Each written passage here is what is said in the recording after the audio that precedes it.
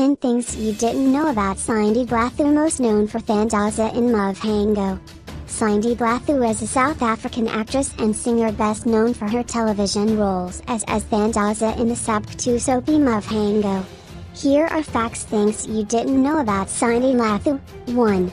Cindy was born in Soweto in the year 1974. 2. She won at a national miming competition at age 11. 3. Cindy at 14 years old was cast as the lead role's understudy in the stage version of Serafina. 4. She works alongside Whoopi Goldberg in Serafina. 5. She completed her magic in 1996. 6. She was in the F&B Vita Award-winning game in 2003 for Best Actress. 7. Cindy has performed with Mary Twala, Abigail Kubika, and Namkan Naini in Dumakan Lovu's award-winning stage play The Game. 8.